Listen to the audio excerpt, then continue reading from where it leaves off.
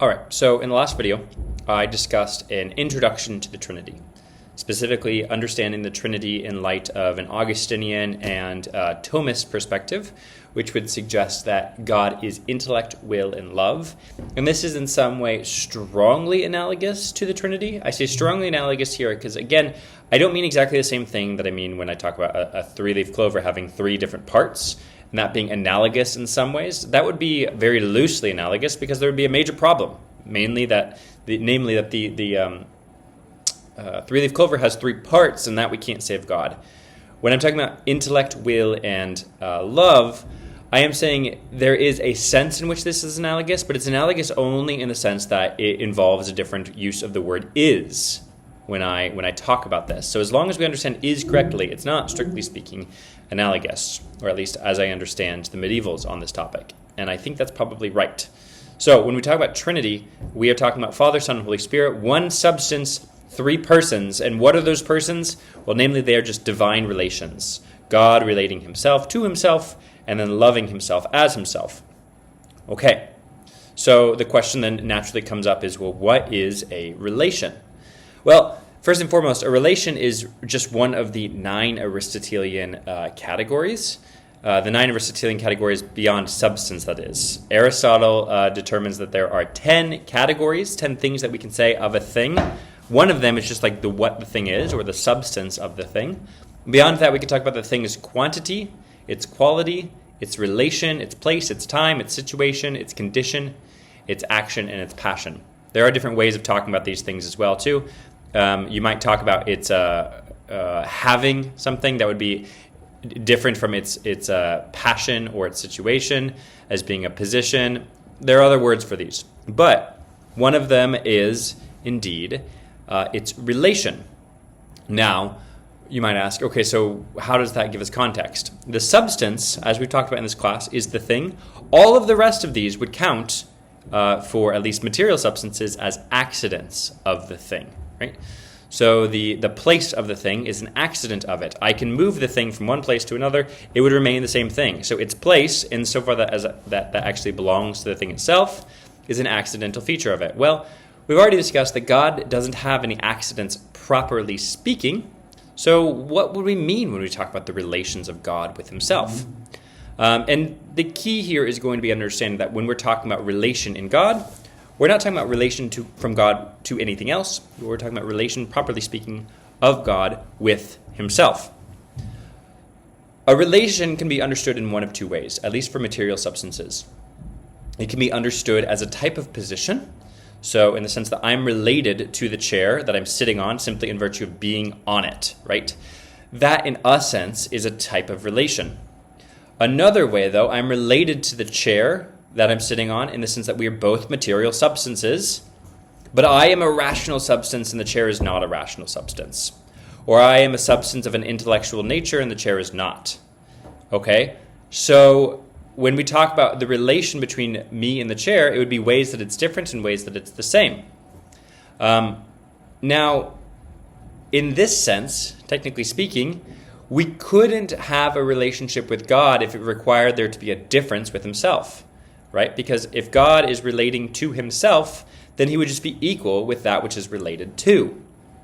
So that's not, technically speaking, what we mean when we talk about God's relation with himself. Instead, we mean God's ability as an intellectual being to contemplate himself, and then the distinction between that contemplation and the thing being contemplated, namely himself, right? And so what we're not talking about is a difference at the level of a substance, or a difference at the level of one's nature.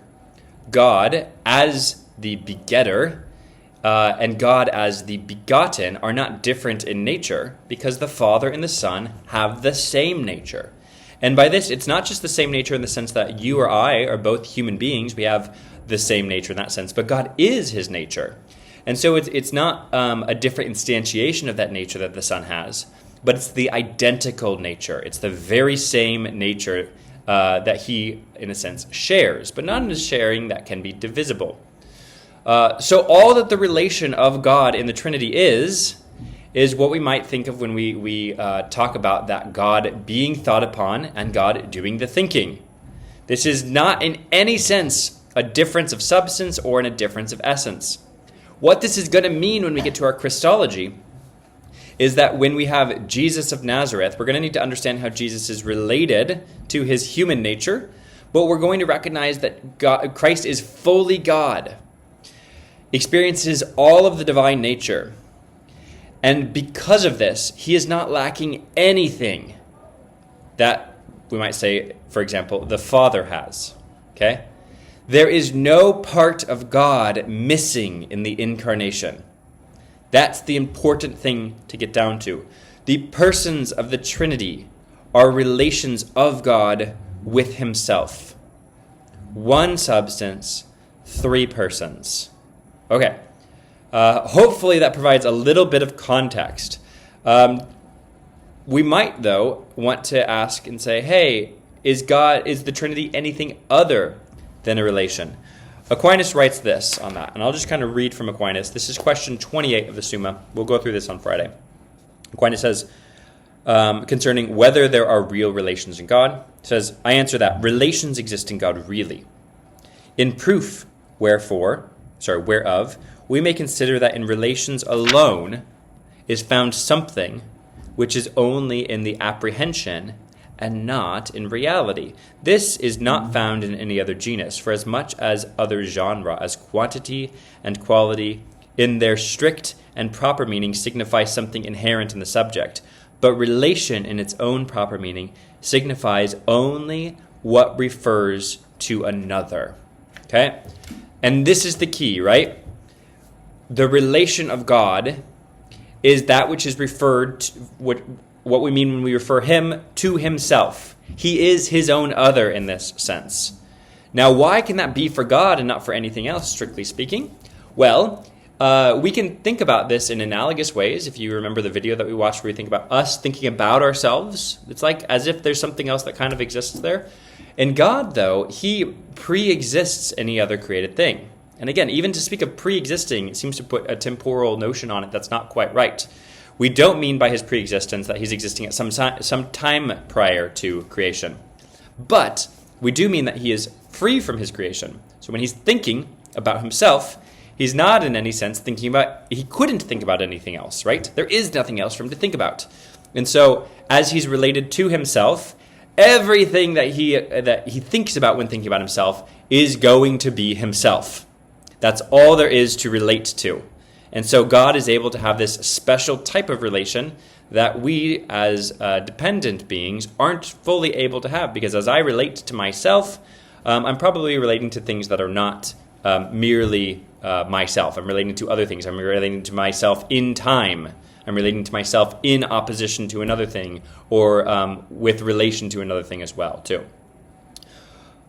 I don't know if this clarifies any of it, but we'll continue talking through this. Again, when we enter into the category or the realm of Trinitarian theology, expect to be stretched a little bit.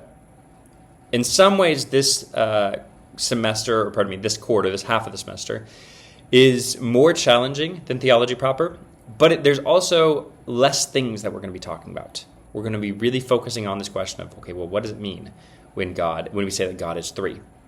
And so for your Quod Libet, if you choose to take the route of answering, is God three, which you will have to do for your final, I want you figuring out, what do we mean by is there, right?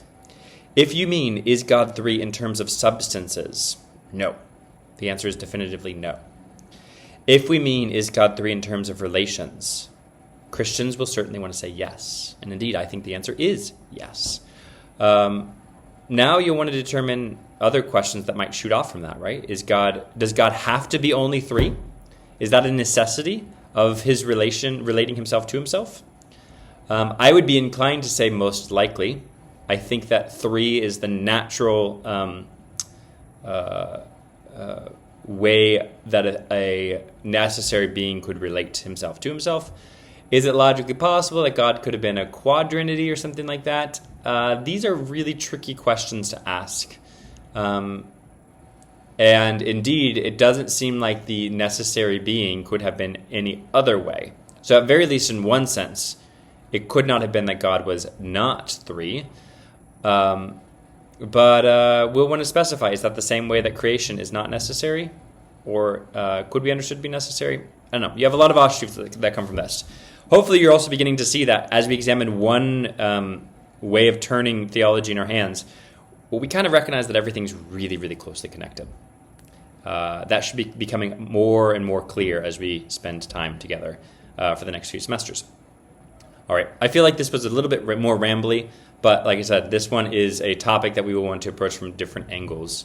If you want to talk, or if you want to read more about this, pick up the Prima Pars of Aquinas' Summa and read question 28. It's all about relation. We'll go through that on Friday together. All right.